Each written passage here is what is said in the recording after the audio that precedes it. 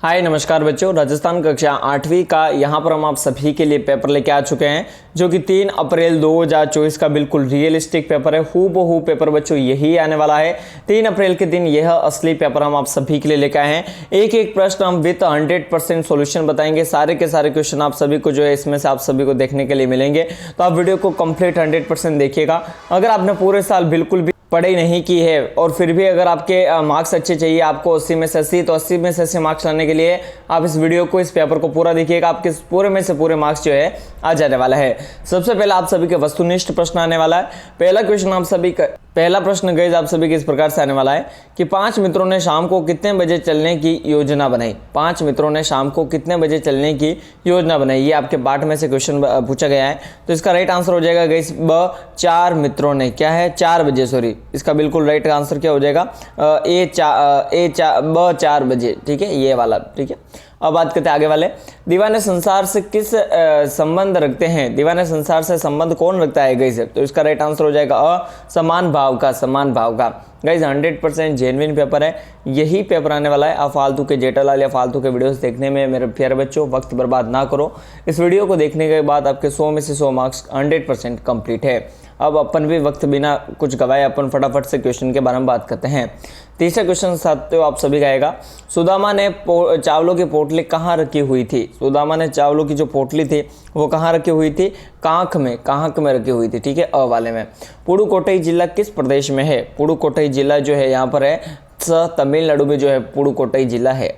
प्रकाश पिंड कैसा दिखाई पड़ रहा है। प्रकाश पिंड कैसा दिखाई पड़ रहा है यहाँ पर, अत्यंत चमकदार। प्रकाश पिंड जो है यहाँ पर अत्यंत चमकदार जो है दिखाई पड़ रहा है। एक देश की धरती दूसरे देश को क्या भेजती है। एक देश की जो धरती है वो दूसरे देश को क्या भेजती है, सुगंध भेजती है। क्या भेजती है, सुगंध। उप उपसर्ग लगाकर शब्द बनेगा, उप उपसर्ग लगाकर जो शब्द बनेगा वो हो जाएगा उपवन, उप प्लस वन, ठीक है। फिर बात करते हैं 8वें क्वेश्चन के बारे में, मोहन गेंद से खेलता है, वाक्य में क्रिया शब्द है। गाइस 100% जेन्युइन पेपर है, 3 अप्रैल के दिन यही पेपर आने वाला, तो वीडियो पूरा देखिएगा, कहीं पर भी आप स्किप मत करिएगा। मोहन गेंद से खेलता है, वाक्य में क्रिया शब्द है, तो इसका राइट आंसर हो जाएगा खेलता है, खेलता है, स वाला बिल्कुल राइट आंसर हो जाएगा। फिर हम बात करेंगे आगे वाले क्वेश्चनों के बारे में, सांप ने बाज को उत्साहित कैसे किया। 2 नंबर का क्वेश्चन है गाइस, इस प्रश्न का उत्तर हम आप सभी को बताते हैं। देखो किस प्रकार से सांप ने जो है बाज को उत्साहित कैसे किया, तो बाज अपने घायल, अब मैं जो बोल रहा हूँ वो सुनिएगा, ठीक है। ये क्वेश्चन मैंने पढ़ लिया, सांप ने बाज को उत्साहित कैसे किया, अब मैं यहाँ पर बोल रहा हूँ उसके हिसाब से आप उत्तर सुन लीजिएगा, ठीक है। बाज अपनी घायल अवस्था में भी आकाश में उड़ने की इच्छा रखता था। अब मैं जो बोल रहा हूँ सेम टू सेम अगर ऐसा उत्तर लिखोगे तो आपके 2 में से 2 नंबर कहीं नहीं गए। बाज अपनी घायल अवस्था में आकाश में उड़ने की इच्छा रखता था। सांप ने बाज की इस इच्छा को देखते हुए उसे उत्साहित करने का प्रयास किया। सांप ने बाज से कहा कि यदि तुम खुले आकाश में स्वतंत्र रूप से उड़ना चाहते हो तो चट्टान के किनारे पर जाकर उड़ने का प्रयास करो। हो सकता है कि तुम्हारे पंखों में इतनी ताकत बाकी हो कि तुम आकाश में उड़ सको। तुम प्रयास अवश्य करना चाहिए, तुम्हें प्रयास अवश्य करना चाहिए। कहने का मतलब सांप ने जो है, मतलब सांप ने बाज को ऐसा बोला कि भाई तुम चट्टान के ऊपर जाओ और वहां से उड़ने का प्रयास करो। हो सकता है कि भाई तुम्हारे पंखों की ताकत अभी भी इतनी हो कि भाई तुम आकाश में उड़ सको। तो इस प्रकार से ये क्वेश्चन है, अगर इस प्रकार से आप उत्तर लिखोगे 2 में से 2 नंबर आपका परफेक्टली आ जाएगा।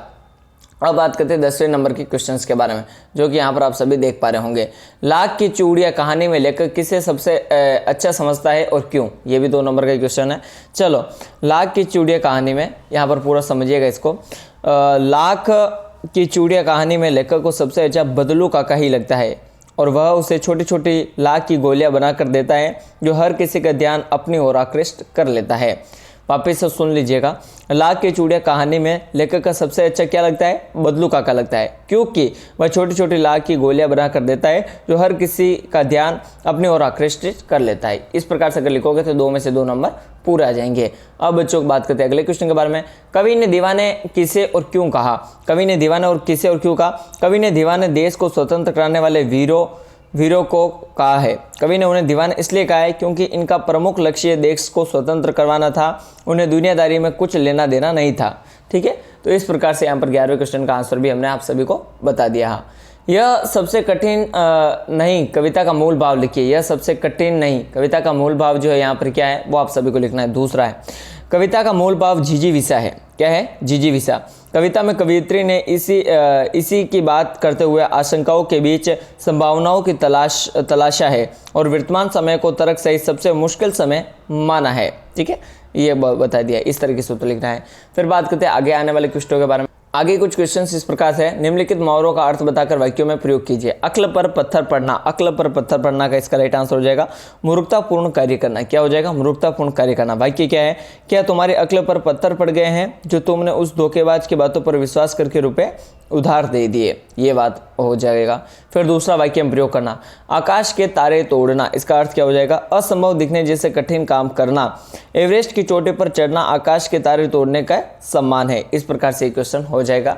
अब बात करते हैं आगे आने वाले क्वेश्चन के बारे में। बहुत ही बेहतरीन क्वेश्चन है। 14 क्वेश्चन यहाँ पर आप सभी आपके स्क्रीन के सामने देख पा रहे होंगे गाइस। 14 क्वेश्चन। ठीक है, ये 14 क्वेश्चन है। दिन का विलोम शब्द रात है। निम्नलिखित शब्दों के विलोम शब्द लिखिए। कायर, कायर का विलोम शब्द क्या हो जाएगा बच्चों? देखो, अगर कायर का लिखोगे तो 1 नंबर यहाँ से मिल जाएगा, नया का लिखोगे तो 1 नंबर यहाँ से मिल जाएगा, टोटल आपके 2 नंबर हो जाएंगे। तो अपन कायर का पहले लिख के बताते हैं। तो गाइस कायर का जो विलोम शब्द हो जाएगा वो हो जाएगा वीर। क्या हो जाएगा? कायर का वीर हो जाएगा। और नया का क्या हो जाएगा गाइस? सिंपल सी बात है, नया का हो जाएगा पुराना। बस ये हो जाएगा। अब बात करते हैं लघुतात्मक प्रश्न संख्या 15 से 25 तक के। 15वां प्रश्न आपकी स्क्रीन के सामने ये रहा। मशीनी युग ने कितने हाथ काट दिए? इस पंक्ति में लेखक किस व्यर्थता की संकेत किया है? तो यहाँ पर इसका राइट आंसर अपन देख लेते हैं। 4 नंबर का ये क्वेश्चन है। फिर अब इस क्वेश्चन के अपन उत्तर मैं बताता हूँ। सेम टू सेम आप सभी को इस प्रकार से लिख के आना है, तो आपको 4 में से 4 नंबर मिल जाएंगे। चलो मैं आपको पढ़ता हूँ, आप सुनिएगा। ठीक है, मशीनी युग ने कितने हाथ काट दिए हैं? इस पंक्ति के माध्यम से लेखक ने मशीनों को अंधाधुंध प्रयोग करने से हथकरघा जो हाथ से काम करते हैं उद्योग और कारीगरों को बेरोजगार का सामना करना पड़ रहा है। बेरोजगारी के कारण वे भूखमरी के शिकार हो जाते हैं। लेखक ने कारीगरों की इसी व्यथा की ओर संकेत किया है, क्योंकि एक मशीन सैकड़ों मनुष्य के बराबर काम कर देती है, जिससे कारीगरों को काम नहीं मिलता है। ठीक है, इसी प्रकार से इस पंक्ति को हमने आपको समझाया। अब बात करते हैं आगे वाले क्वेश्चन के बारे में। 16 क्वेश्चन, साइकिल आंदोलन से पुडुकोट्टई की महिलाओं के जीवन में कौन कौन से बदलाव आए? ये भी 4 नंबर का। चलो इसको भी हम आप सभी को समझा देते हैं। साइकिल आंदोलन से पुडुकोट्टई जिले की महिलाओं के जीवन में अनेक महत्वपूर्ण बदलाव आए हैं।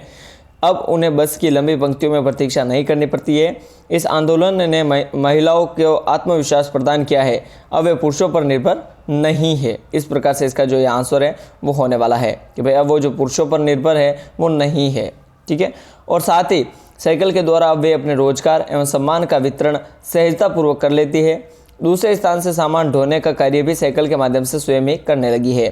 साइकिल चलाने से महिलाओं के विशेष प्रकार की स्वतंत्रता महसूस करती है। प्रत्येक क्षेत्र में कार्य करने वाली लड़कियां एवं महिलाएं साइकिल का प्रयोग करके अपने जीवन स्तर को सुधारने के प्रयत्न में लगी हुई है।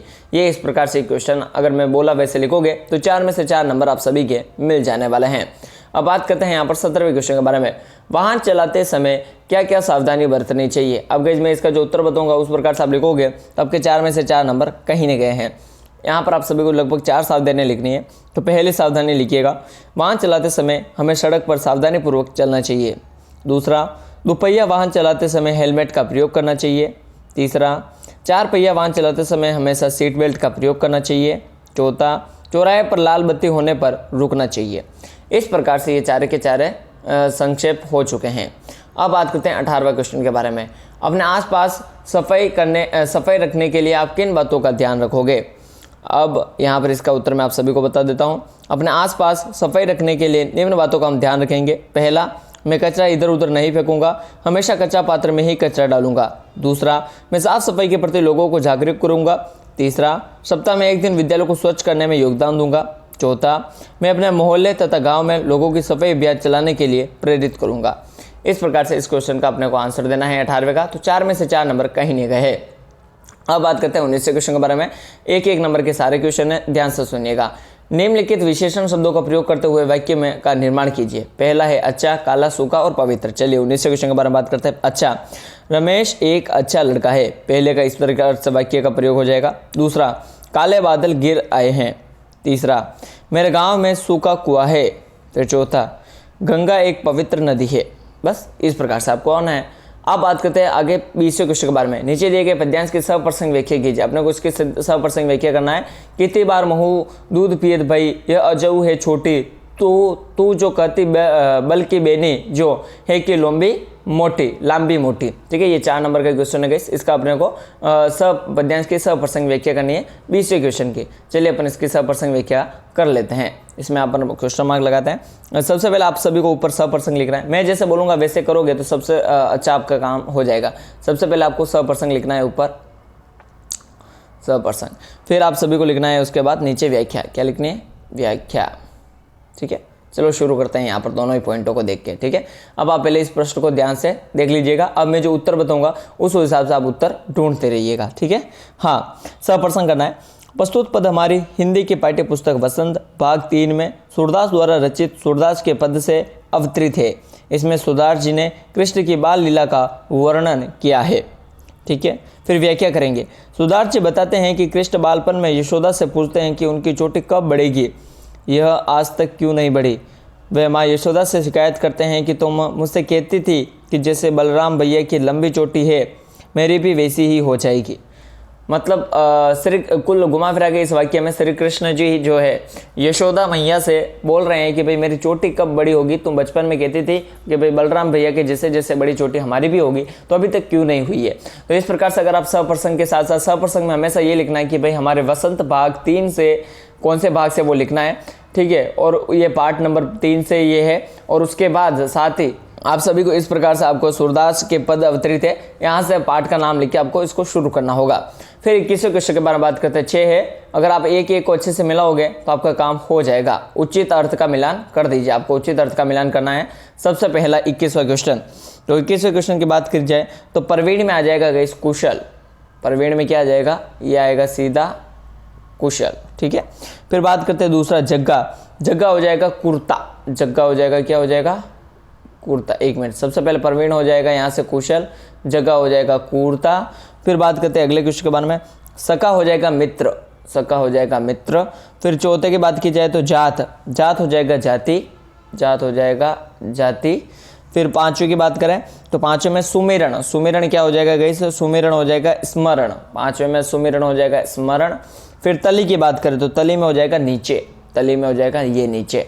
इस प्रकार से अगर आप मिला दोगे, जैसे मैं वापस से मिला के बता देता हूँ। प्रवीण का हो जाएगा कुशल, जग्गा का हो जाएगा कुर्ता, शका का हो जाएगा मित्र, जात का हो जाएगा जाति, तली का हो जाएगा नीचे, सुमिरण का हो जाएगा स्मरण। इस प्रकार से अगर आप मिला दोगे तो 6 में से 6 नंबर आपके कहीं नहीं गए। अब बात करेंगे 22वें क्वेश्चन में। दिए गए कोष्टक में उचित शब्दों का चयन कर रिक्त स्थानों की पूर्ति करें। यहाँ पर ये कोष्टक है, यहाँ पर अपने को रिक्त स्थानों की पूर्ति करना है। पहला क्वेश्चन है 22वें में। क में आ जाएगा यहाँ पर भीख मंगो। पहले में क्या आ जाएगा गाइस? भीख मंगो। हम भीख मंगो की दुनिया में स्वच्छंद लुटा कर प्यार चले। अब दूसरे की बात की जाए ख में, तो ख में आ जाएगा उपनाहु। उपनाहु ये वाला आ जाएगा। हम अरुपाय उपनाओं को नहीं सामा। ठीक है, अब तीसरे में बात करें कह कोमल सेज पे, तो इसका राइट आंसर क्या हो जाएगा गाइस? ग में आ जाएगा नींद। क्या आ जाएगा? नींद न आवत। फिर चौथे में ग वाले में इसमें आ जाएगा अनोखी। चौथे में क्या आ जाएगा? ये अनोखो ये आ जाएगा। फिर बात करते हैं अगला पवी पच्ची और द्विज आ जाएगा। पवी पच्ची और द्विज, ये पवी पच्ची आ जाएगा इसमें, और द्विज आ जाएगा इसमें लास्ट में। द्वार खड़ो द्विज दुर्बल एक, काचो दूध पियत पची पची। इस प्रकार से ये राइट आंसर होने वाले हैं। अब बात करते हैं आगे आने वाले क्वेश्चनों के बारे में। आगे क्वेश्चन है गाइस 23वां। निम्नलिखित गद्यांश को पढ़कर नीचे दिए गए प्रश्नों के उत्तर दीजिए। अपने को ये गद्यांश पढ़ना है और प्रश्नों के उत्तर देने हैं। चलिए अपन गद्यांश पढ़ लेते हैं। 2-2 नंबर का है। इन दिनों कुछ ऐसा माहौल बना है कि ईमानदारी से मेहनत करके जीविका चलाने वाले निरीह और भोले वाले श्रमजीवी पीस रहे हैं। झूठ तथा फ्रेब का रोजगार करने वाले फल फूल रहे हैं। ईमानदारी को मूर्खता का पर्याय समझा जाने लगा है। सच्चाई केवल भीरू और बेबस लोगों के हिस्से पड़ी है। ऐसी स्थिति में जीवन के महान मूल्यों के बारे में लोगों की आस्था ही हिलने लगी है। इन दिनों कैसे लोग पीस रहे हैं? पहले का क्वेश्चन, तो इसका राइट आंसर हो जाएगा इन दिनों ईमानदारी से मेहनत करके जीविका चलाने वाले निरीह और भोले वाले श्रमजीवी पीस रहे हैं। इस प्रकार से आपको उत्तर देना है। आपको जो है यहाँ पर 2 में से 2 नंबर मिल जाएंगे। फिर बात करते हैं दूसरे में, कैसे लोग फल फूल रहे हैं?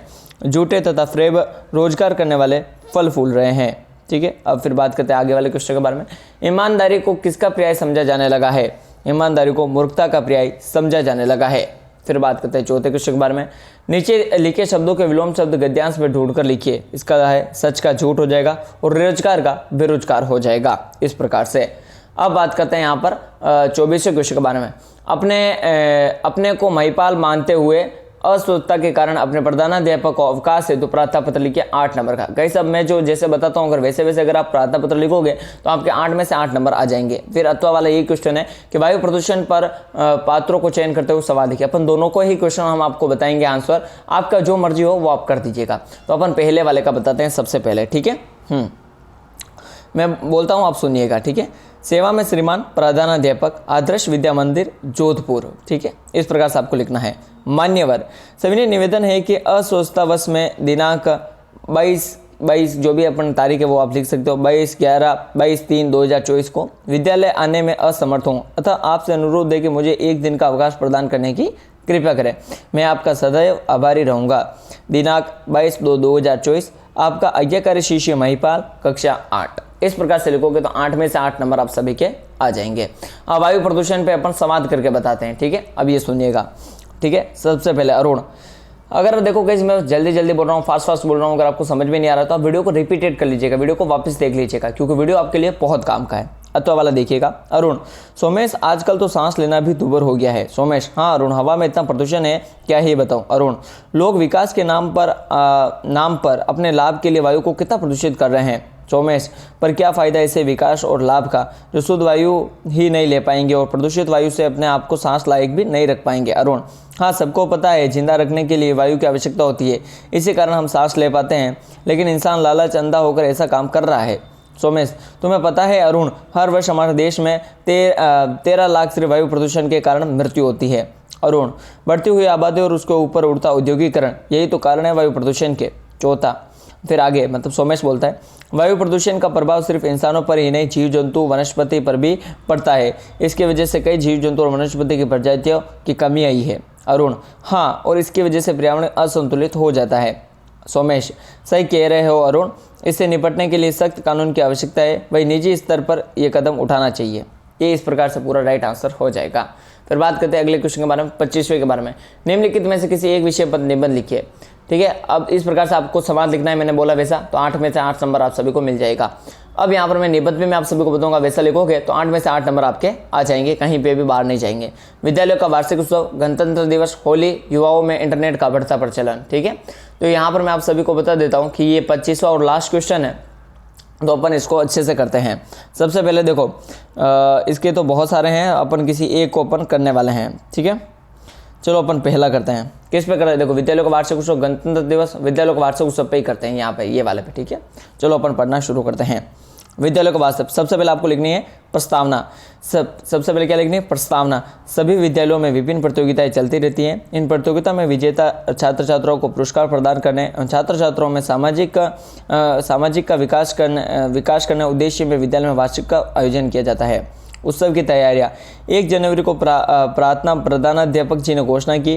वार्षिक उत्सव 17 जनवरी को मनाया जाएगा। समस्त छात्र छात्रों को तालियां की इस घोषणा को स्वागत। इसी दिन प्रधानाध्यापक को कक्षा में एक बैठक बुलाई, ठीक है। फिर बात करते हैं आगे वाले में के अतिरिक्त कुछ छात्र छात्राओं को वार्षिक उत्सव संबंधी कुछ न कुछ कार्य सौंपे गए हैं। विभिन्न सांस्कृतिक कार्यक्रमों के निर्देशक शिक्षक शिक्षिकाओं ने छात्र छात्राओं को चयन करके उनकी तैयारी प्रारंभ करा दी। समूह नृत्य, समूह गान, सरस्वती वंदना, कव्वाली, नाटक, संस्कृत नाट्य, उत्सव का आयोजन, उपहार। देखो सबसे पहले आपको प्रस्तावना लिखनी है, फिर उसके बाद कुछ उसके कारण लिखने हैं, उसके बाद आपको उपसार लिख के निबंध को खत्म करना है। ये तो मेरे हिसाब से आपको आते होगा।